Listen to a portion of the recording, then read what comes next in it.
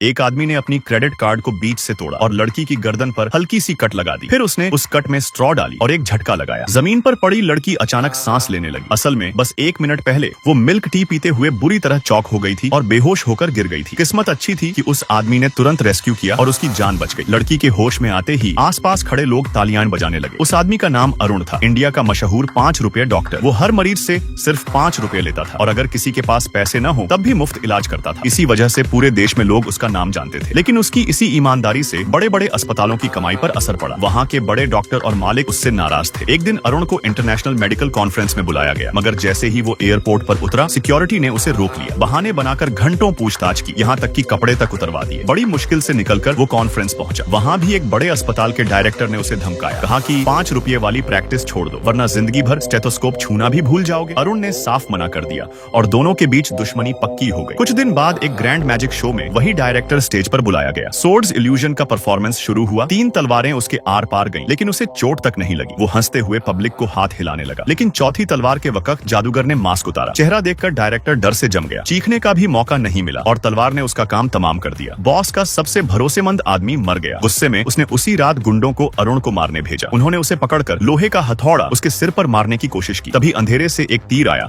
और गुंडों को घायल कर दिया। अगले ही पल सब दुश्मन धराशायी हो गए। मदद करने वाला आदमी आगे आया, चश्मा उतारा और वही अरुण की हूबहू शक्ल। उसका नाम विक्रम था, अरुण का बिछड़ा हुआ बड़ा भाई। 20 साल पहले उनके पिता सुरेश मल्होत्रा गांव के सरपंच थे। गांव शहर से बहुत दूर था और अस्पताल सिर्फ शहरों में होते थे। हर बार इलाज के लिए 4-5 घंटे का सफर करना पड़ता था। गांव की परेशानी देखकर उन्होंने अपनी पूरी जमा पूंजी लगाकर वहीं अस्पताल बनवाया और शहर से 2 डॉक्टर बुलाए। लेकिन वो नहीं जानते थे कि वही दोनों लोग आगे चलकर उनके और उनकी पत्नी की मौत की वजह बनेंगे।